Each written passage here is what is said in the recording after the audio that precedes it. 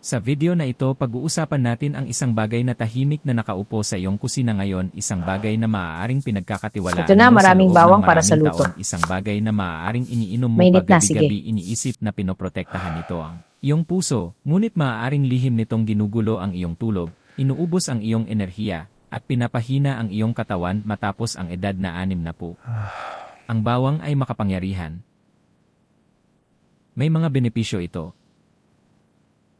Ngunit kung ginagamit mo ito sa maling paraan, lalo na bago matulog, maaaring nagdudulot ka ng mga problemang hindi mo kailanman iniugnay dito. Heartburn ng alas negatibo, isa ng madaling araw.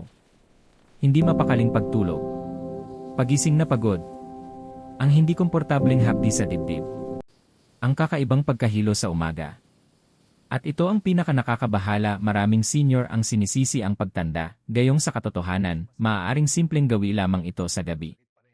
Kaya kailangan kitang panoorin ang video na ito hanggang sa pinakadulo, dahil ang huling bonus tip na ibabahagi namin ay isang bagay na madalas nalalampasan ng mga senior, at maaari nitong tuluyang baguhin ang paraan ng iyong pagtulog simula ngayong gabi.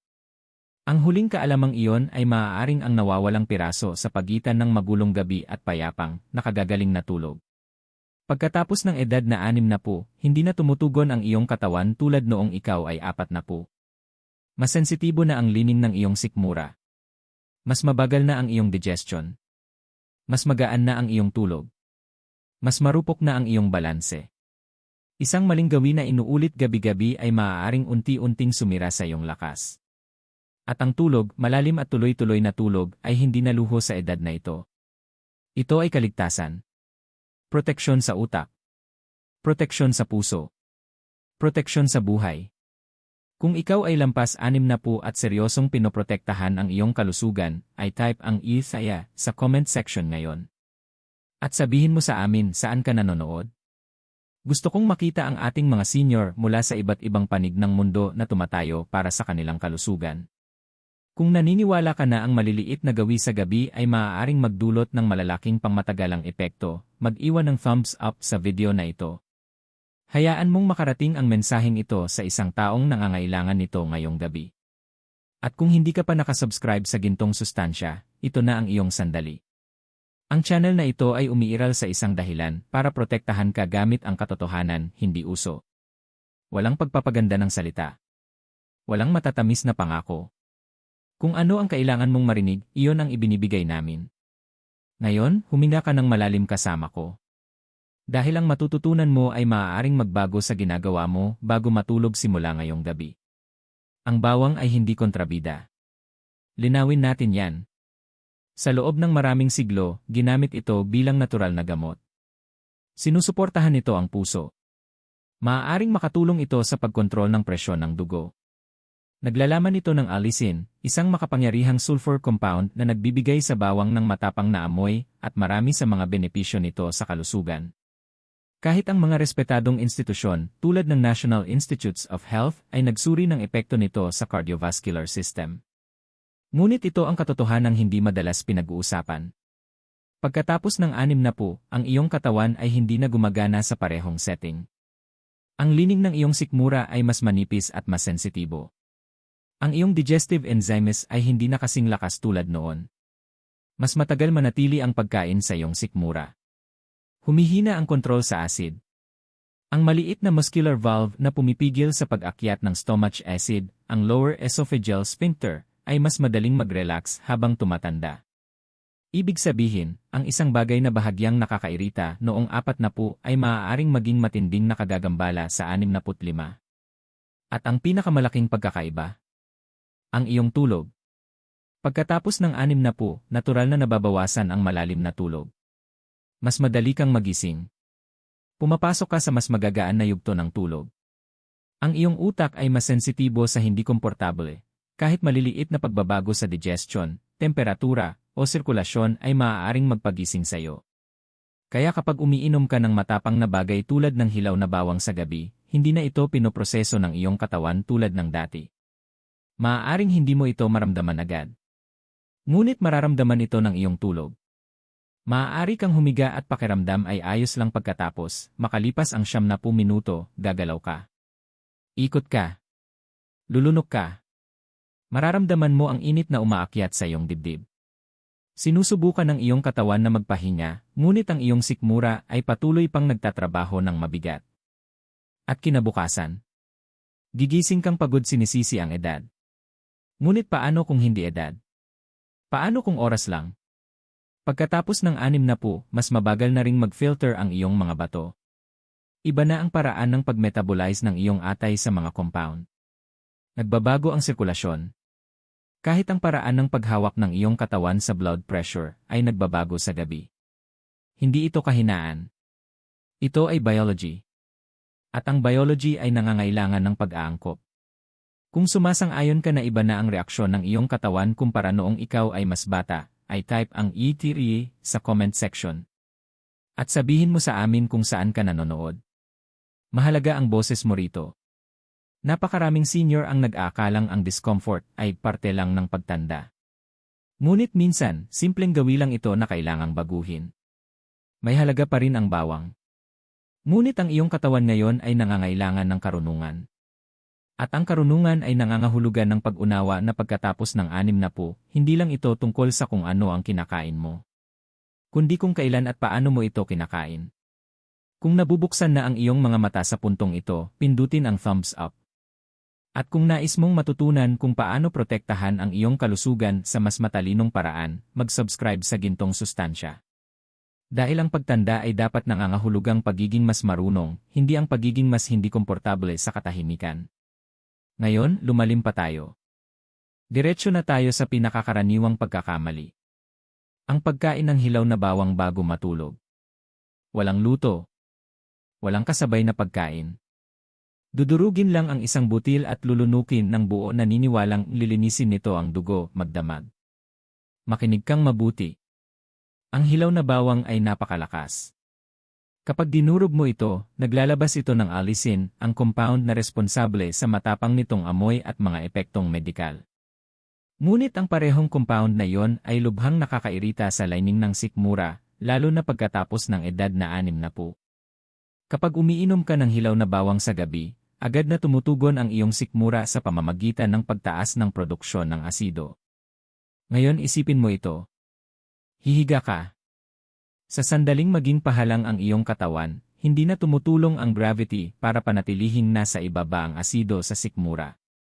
Kung ang iyong lower esophageal sphincter, ang maliit na muscle na nagsisilbing balbula, ay mahina na dahil sa edad, magsisimulang umakyat ang asido. Maaaring hindi ka agad makaramdam ng matinding sakit. Minsan banayad lang ito. Isang mainit na pakiramdam sa dibdib. Bahagyang pag-ubo. Mapait na lasa sa bibig. Pangangailangang maglinis ng lalamunan. Pakiramdam na parang may nakabara. At ganoon lang napuputol ang iyong tulog. Matagal nang ipinaliwanag ng mga eksperto sa Mayo Clinic na ang acid reflux sa gabi ay isa sa pinakakaraniwang sanhi ng pagkaabala sa tulog ng matatanda. At narito ang panganib, maraming tao ang hindi man lang napapansin na nakakaranas na sila ng reflux. Maaari itong maging silent. Ang silent reflux ay patuloy na gumugulo sa iyong paghinga. Pinagpuputol-putol nito ang iyong malalim na tulog. Pinapahirapan nito ang iyong puso. At pagkatapos ng 60, napakahalaga ng malalim na tulog. Dito nililinis ng iyong utak ang mga lason. Dito nag-aayos ng mga tissue ang iyong katawan. Dito pinoprotektahan ang iyong memorya. Kapag ang hilaw na bawang ay nagtitrigger ng produksyon ng asido sa gabi, nananatiling alerto ang iyong katawan sa halip na pumasok sa mode ng pag-aayos. Maaari kang magising na pakiramdam ay mabigat. Malabo ang isip. Hindi nakapagpahinga. Irritable. At sisisihin mo ang pagtanda. Ngunit maaaring ang isang butil ng bawang na nilunok mo alas negatibo 9 ng gabi ang dahilan. Tanungin kita. Nagising ka na ba sa gabi na may hapdi sa dibdib o lalamunan? Kung I type ang I have sa comments. Maging tapat ka. Hindi ka nag-iisa. Isa pang issue na halos walang nag-uusap. Ang hilaw na bawang ay maaari ring magdulot ng kabag at hangin sa tiyan. Kapag humiga ka na may nakulong na hangin sa iyong digestive system, tumataas ang pressure. Ang pressure na iyon ay tumutulak sa iyong diaphragm.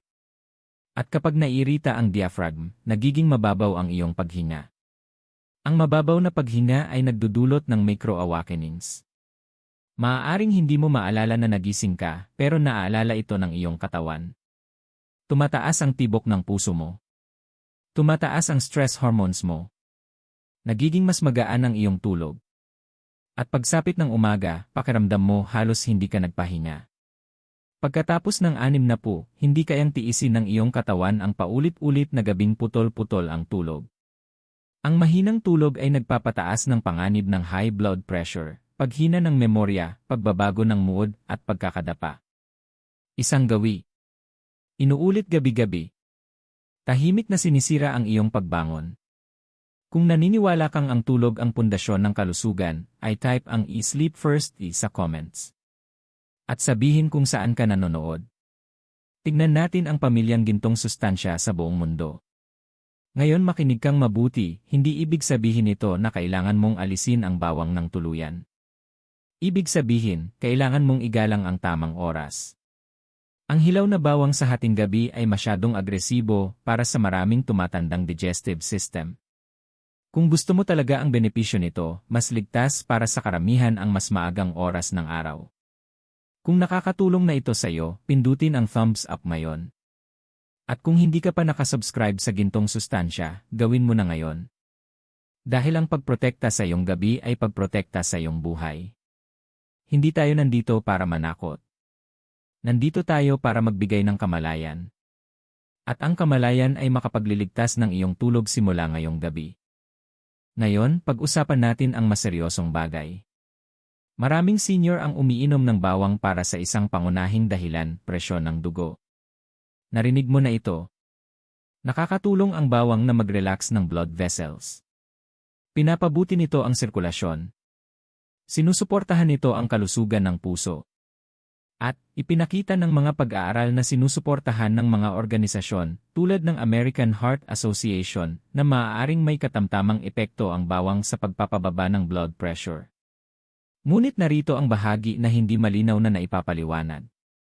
Pagkatapos ng 60, mas malaki ang posibilidad na umiinom ka na ng iniresetang gamot sa presyon ng dugo. At dito nagsisimula ang panganib tahimik.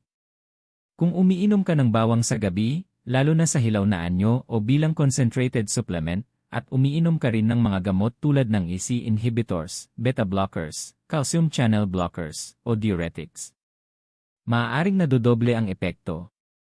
At kapag masyadong bumaba ang blood pressure, habang natutulog, hindi laging maayos ang pag-adjust ng katawan. Maaaring hindi mo ito mapansin habang natutulog ka. Ngunit nararamdaman ito ng iyong katawan. Ang iyong utak ay nakakatanggap ng bahagyang mas kaunting daloy ng dugo. Maaaring magbago-bago ang tibok ng puso mo. Maaaring mag-trigger ang katawan mo ng stress response para makabawi. At pagkatapos, umaga na. Upo ka. Ikot ang paningin mo. Makakaramdam ka ng hilo. Hindi matatag. Mahina. Ang pagkahilo kapag biglang tumayo. Madalas itong tawaging orthostatic hypotension, isang biglaang pagbaba ng blood pressure kapag nagbabago ng posisyon. Pagkatapos ng 60, mas nagiging karaniwan ito. Idagdag pa ang bawang sa gabi kasabay ng gamot, tumataas ang panganib. Ngayon isipin mo ito. Magigising ka ng 3:00 ng madaling araw para umihi. Tatayo ka. Mahihilo ka. Mawawalan ka ng balanse. Sa edad na 30, masasalo mo ang sarili mo. Sa edad na 70, ang pagkakadapa ay maaaring magresulta sa bali ng balakang. At ang pagkabali ng balakang pagkatapos ng 60 ay maaaring tuluyang magbago ng iyong pagiging independyente. Hindi ito pagmamalabis. Ang pagkakadapa ay isa sa mga pangunahing sanhi ng injury sa mga senior sa buong mundo. Lahat dahil sa isang bagay na akala mo ay walang masamang epekto. Tanungin kita ng direkta. Umiinom ka ba ngayon ng gamot para sa blood pressure? Kung ay type ang EE sa comments. At sabihin kung saan ka nanonood. Matuto tayo sa isa't isa. Ang bawang ay hindi masama. Ngunit ang pagsasama ng malalakas na natural compounds at mga iniresetang gamot ng walang gabay ay maaaring maging mapanganib. At narito pa ang isang emosyonal na katotohanan. Maraming senior ang tahimik na dinadagdagan ang kanilang pag-inom ng bawang dahil sa takot. Takot sa atake sa puso. Takot sa stroke. Takot na maging dependent. Kaya dinadagdagan nila ang bawang, iniisip na mas marami ay mas mabuti. Ngunit pagkatapos ng 60, ang mas marami ay hindi mas mabuti. Ang mas matalino ang mas mabuti.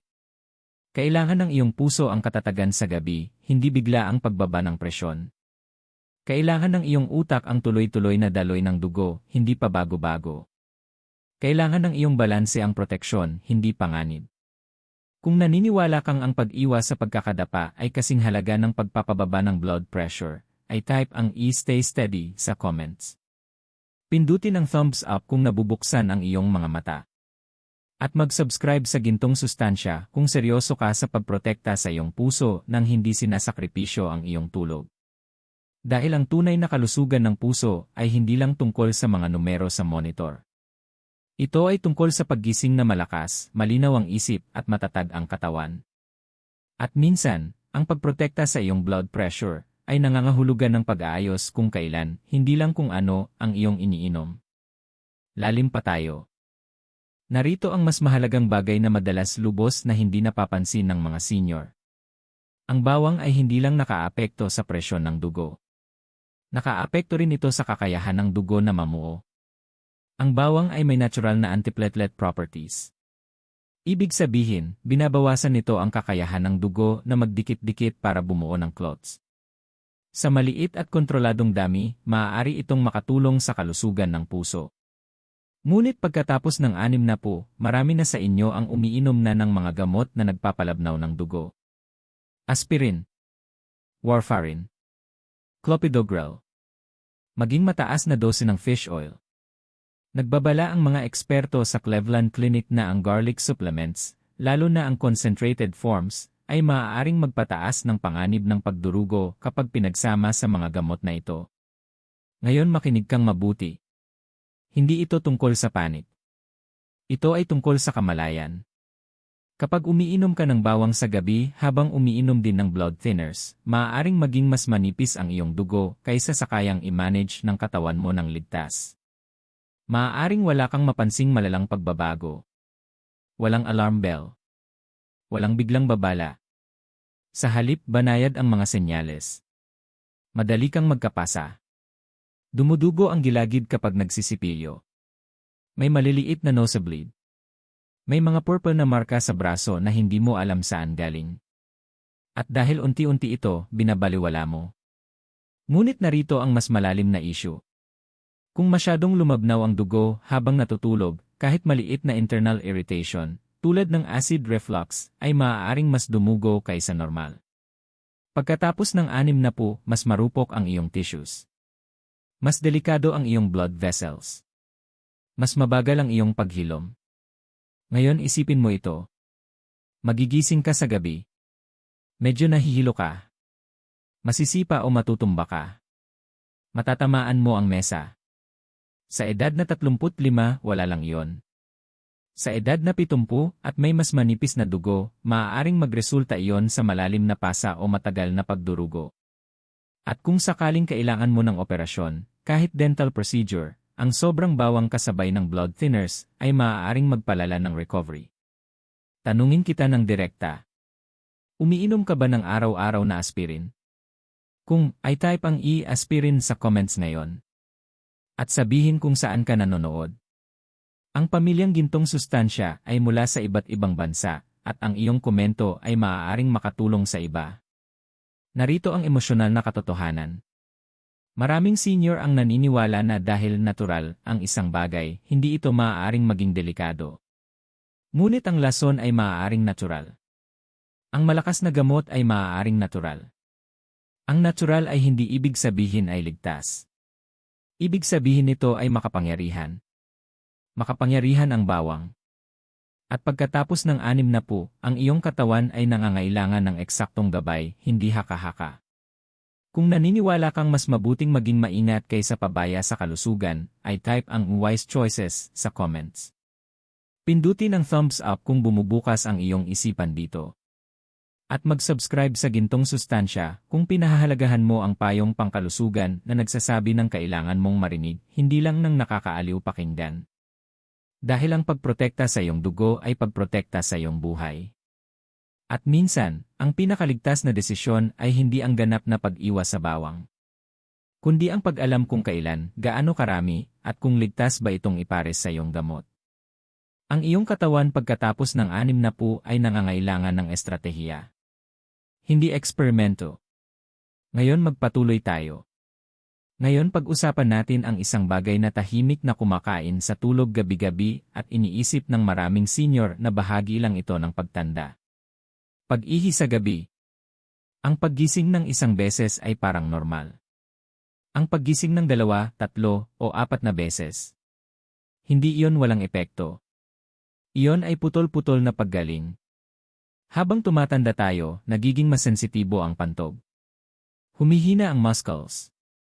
Ang pagbabago ng hormones ay nakaapekto sa produksyon ng ihi sa gabi. Maraming senior ang may nocturia, ang medikal na tawag sa madalas na pag-ihi sa gabi. Ngayon dito pumapasok ang bawang. Ang bawang ay maaaring bahagyang magpasigla ng sirkulasyon. Sa ilang tao, ito ay gumaganap bilang mild diuretic.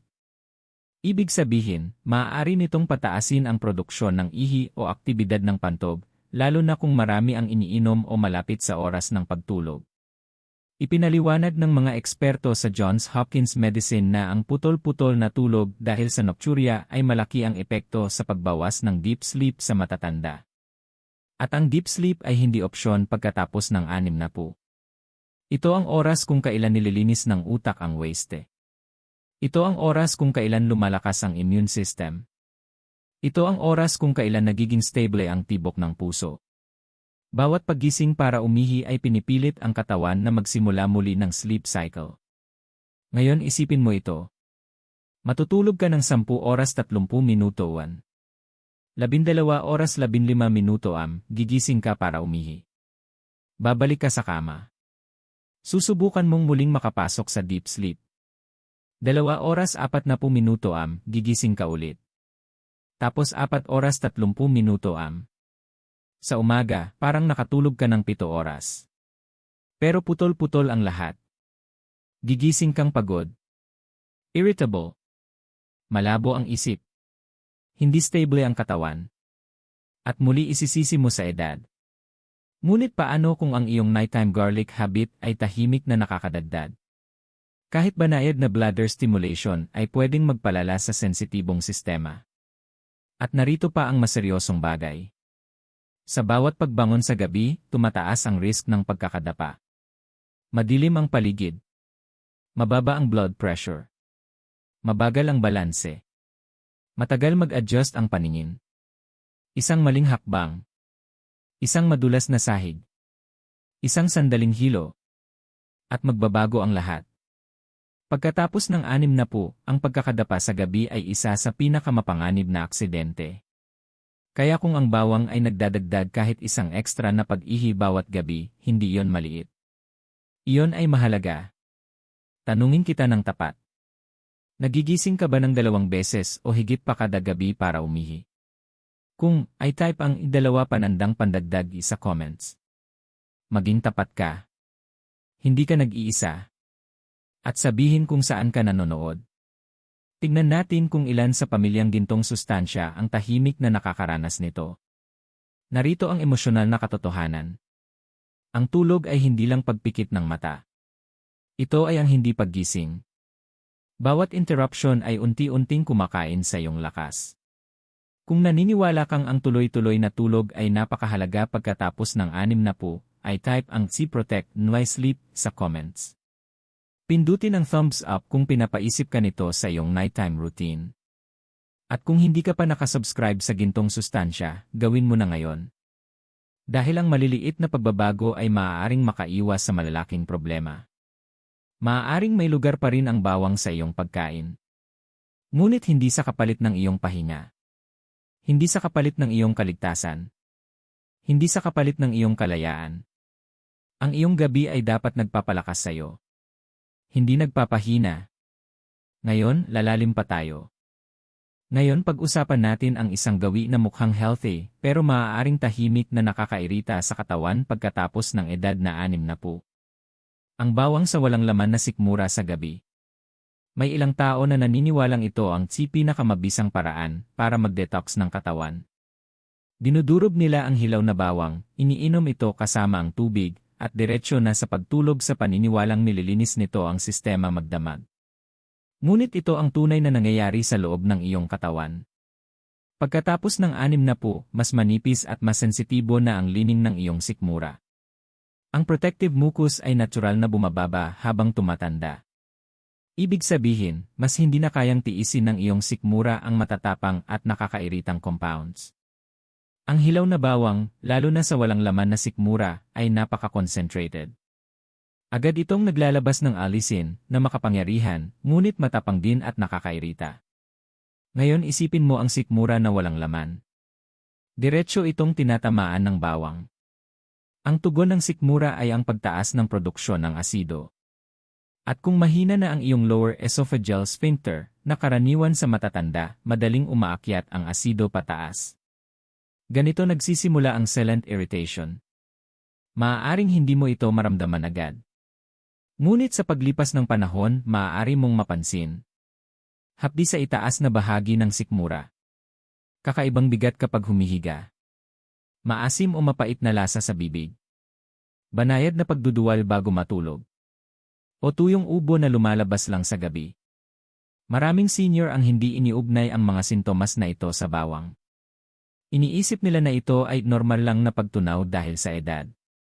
Ngunit paulit-ulit na binabalaan ng mga eksperto sa gastroenterology na ang mga irritant sa gabi ay nagpapalala ng tinatawag na silent reflux, isang kondisyon kung saan umaakyat ang asido ng walang tipikal na matinding heartburn.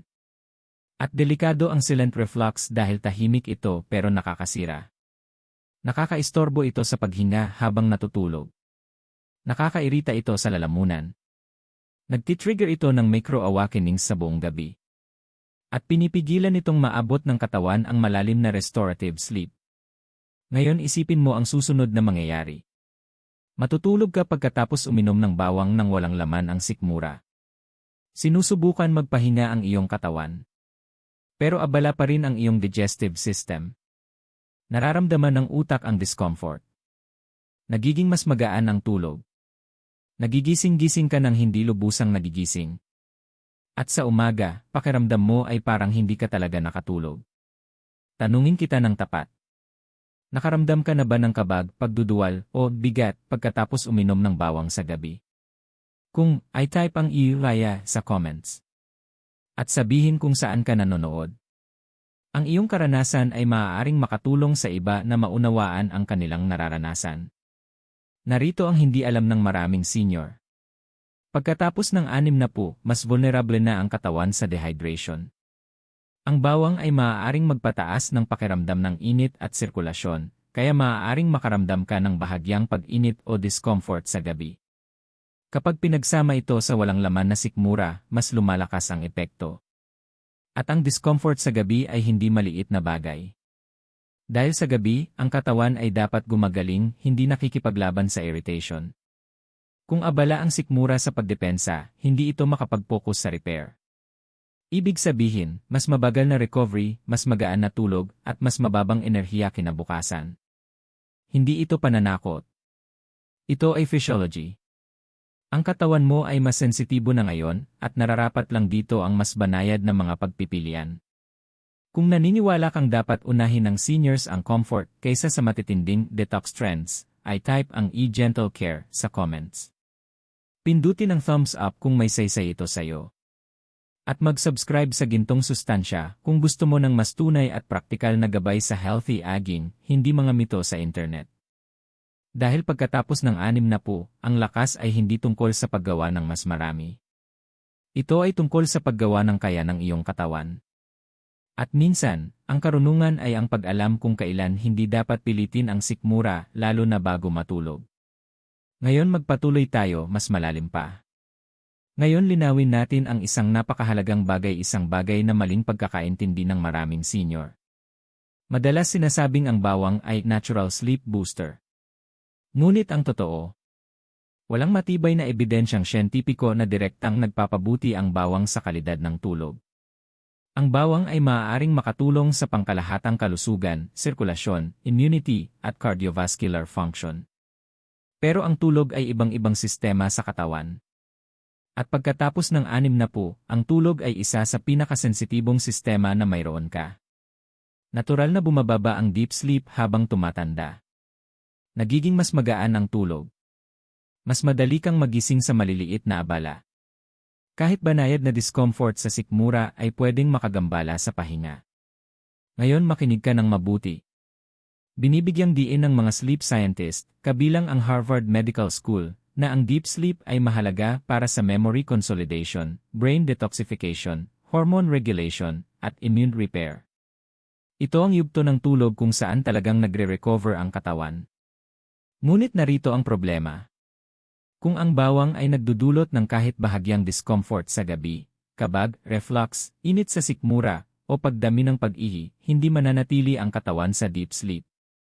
Sa halip, lumilipat ito sa mas magaan na yugto ng tulog. At minsan, hindi mo na ito namamalayan. Parang palaging kalahating gising, kalahating tulog buong gabi. Iyan ang fragmented sleep. At ang fragmented sleep ay isa sa pinakamapanganib na pattern sa matatanda. Dahil tahimik nitong naapektuhan ang memorya, mas madalas makalimot sa maliliit na bagay. Mood, mas madaling mainis o kabahan. Balance, mas mahina ang coordination sa araw. Immune system, mas madaling magkasakit. Enerhiya, pagod kahit kumpleto ang oras ng tulog. Ngayon isipin mo ito. Maaaring 7 o 8 oras kang nasa kama. Ngunit kung putol-putol ang tulog dahil sa discomfort mula sa bawang sa gabi, hindi kumpleto ang recovery ng utak. Kaya paggising mo, mabigat ang katawan, mabagal ang isip at kulang ang enerhiya. At iisipin mo na pagtanda lang ito. Ngunit kadalasan, hindi lang pagtanda ang dahilan. Ito ay mahinang kalidad ng tulog. Tanungin kita ng direkta. Madali ka bang magising na pagod kahit buong gabi kang nakahiga? Kung i-type ang tired sa comments. At sabihin kung saan ka nanonood. Tingnan natin kung gaano kalawak ang isyong ito. Narito ang mahalagang katotohanan. Pagkatapos ng 60, ang tulog ay hindi nangangailangan ng stimulation, kailangan nito ng proteksyon. Hindi lahat ng natural ay otomatikong nakakatulong sa tulog. May ilang natural na bagay na pwedeng magdulot pa rin ng irritation kung mali ang timing. Ang bawang ay isa rito para sa sensitibong seniors. Lalo na sa gabi. Dahil sa gabi, ang katawan ay hindi dapat agresibong mag-digest. Ito ay dapat nagre-repair. At hindi maayos ang repair kapag ang sistema ay abala sa irritation. Kung naniniwala kang dapat protektahan ang tulog sa lahat ng paraan pagkatapos ng 60, ay type ang C-Protect Sleep sa comments. Pindutin ang thumbs up kung nakakatulong ito sa iyong pag-isip.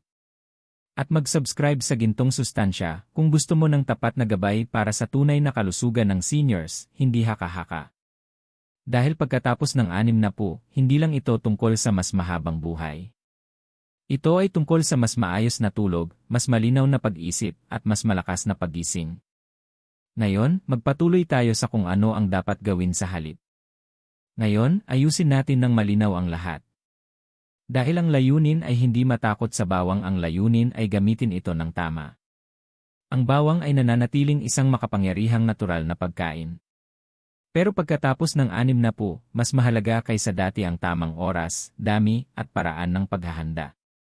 Kaya hatiin natin ito sa simple at praktikal na paraan.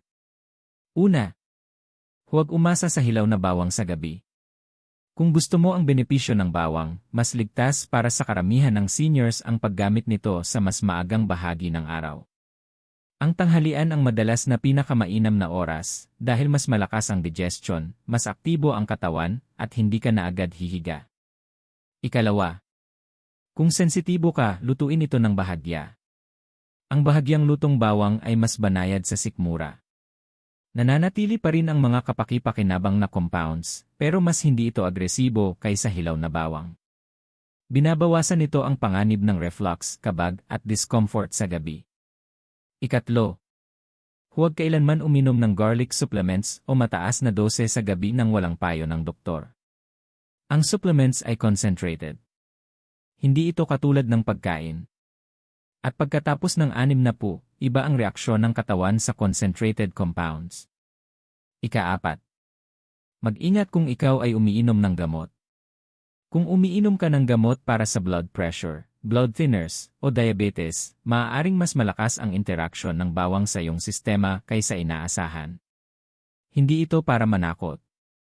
Ito ay para protektahan ka. Dahil maraming problemang nararanasan ng seniors ay hindi direktang dahil sa bawang, kundi dahil sa maling pagsasama ng iba't ibang epekto sa maling oras. Ngayon makinig kang mabuti. Ang pinakamahalagang aral dito ay hindi iwasan ng bawang. Ang pinakamahalagang aral ay, ang katawan mo pagkatapos ng 60 ay hindi na testing ground. Hindi mo maaaring basta pagsamahin ang matatapang na pagkain, supplements, at gamot at asahang pareho pa rin ang magiging resulta tulad noon. Kailangan mong obserbahan ang katawan mo. Kailangan mong ayusin ang timing. Kailangan mong igalang ang pagiging sensitibo nito. Tanungin kita ng tapat. Sumasang-ayon ka ba na mas mahalaga ang timing kaysa dami pagdating sa kalusugan pagkatapos ng 60? Kung I type ang timing matters sa comments. At sabihin kung saan ka nanonood.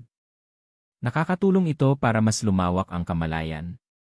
Narito pa ang isa pang mahalagang katotohanan. Maraming senior ang tuluyang tumitigil sa bawang matapos makaranas ng discomfort. Pero hindi iyon laging kailangan. Kadalasan, ang solusyon ay adjustment, hindi total elimination. Maliliit na pagbabago tulad ng paglipat sa daytime, pagbawas ng hilaw na intake, pag-iwas sa paggamit bago matulog, at paglalayo nito sa oras ng gamot. Ang simpleng hakbang na ito ay maaaring magdulot ng malaking pagbabago. Kung naniniwala ka sa smart adjustments kaysa extreme restrictions, ay type ang e-smart health sa comments. Pindutin ang thumbs up kung nakakatulong ito sa iyong pag-isip. At mag-subscribe sa Gintong Sustansya kung gusto mo ng mas praktikal na gabay para sa pagtanda. Dahil ang karunungan ay hindi ang pag-aalis ng lahat. Ang karunungan ay ang pag-alam kung paano gamitin ang mga bagay ng ligtas. At pagkatapos ng 60, mas ginagantimpalaan ng katawan ang karunungan kaysa lakas. Ngayon, pumunta tayo sa huling at pinakamahalagang insight. Ngayon dumating tayo sa huling katotohanan at ito ang bahagi na madalas binabaliwala hanggang huli na. Pagkatapos ng 60, ang tulog ay hindi lang pahinga. Ito ay repair. Ito ay proteksyon ng utak. Ito ay proteksyon ng puso. Ito ay proteksyon ng balanse. Ito ay proteksyon ng memorya. Ang bawat gabi ng maayos na tulog ay parang reset button para sa buong katawan. Ngunit kapag paulit-ulit na naabala ang tulog, kahit ng maliliit na gawi tulad ng bawang sa gabi, hindi agad makikita ang pinsala. Unti-unti itong naipon. Gabi-gabi. Linggo-linggo. At ito ang hindi napapansin ng maraming senior. Hindi ang malalaking sakit ang madalas na nagsisimula ng problema, kundi ang maliliit na abala sa gabi na nagpapahina sa pundasyon. Ang mahinang tulog ay nagpapataas ng inflammation sa katawan. Pinapataas nito ang stress hormones tulad ng cortisol. Naapektuhan nito ang blood pressure regulation. Pinapabagal nito ang memory processing sa utak. At pinapataas nito ang risk ng pagkakadapa at pagkalito sa araw. Ngayon makinig kang mabuti. Sa yugto na ito ng buhay, ang layunin ay hindi lang ihumaba ang buhay. Ang layunin ay manatiling matatag, malinaw ang isip, at independent hanggat maaari. At nagsisimula iyon sa pagprotekta sa gabi. Kaya ito ang huling aral tungkol sa bawang. Ang bawang ay hindi kalaban. Ngunit ang anumang paulit-ulit na sumisira sa iyong tulog ay hindi na basta walang epekto sa iyo ngayon. Kahit natural na bagay, dapat pa ring tingnan kung paano ito tumutugon sa katawan mo ngayon, hindi noong mas bata ka pa. Linawin natin. Kung may bagay na nakakatulong sa kalusugan mo sa araw pero sumisira sa tulog mo sa gabi. Para sa iyo sa yugtong ito ng buhay, hindi iyon ganap na nakakatulong. Dahil ang tulog ang lugar kung saan nangyayari ang healing. At kung walang healing, unti-unting humihina ang lakas. Ngayon gusto kitang kausapin ng direkta. Kung nanonood ka nito at hirap ka sa tulog, madalas magising, hilo sa umaga, o pagod na hindi nawawala. Huwag mo nang baliwalain. Nagsasalita ang katawan mo. At humihingi ito ng adjustment, hindi pagwawalang bahala. Kung nangangako ka ngayong araw na mas poprotektahan mo ang iyong tulog, ay type ang I choose health sa comments. At sabihin kung saan ka nanonood. Tingnan natin kung gaano kalayo na ang narating ng mensaheng ito. Ngayon pindutin ang thumbs up kung nagbukas ng iyong isip ang video na ito. At kung hindi ka pa nakasubscribe sa Gintong Sustansya, gawin mo na ngayon dahil ang bawat video dito ay ginawa para tulungan kang mabuhay ng mas malakas, mas ligtas, at mas may karunungan pagkatapos ng 60. At narito ang huling bonus insight na dapat mong tandaan.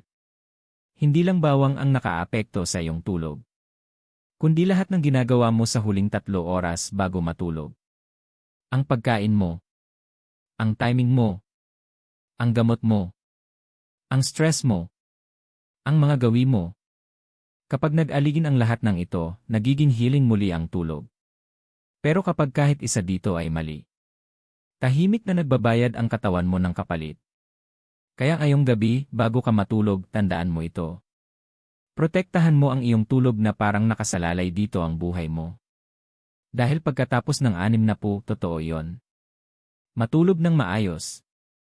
Manatiling malakas.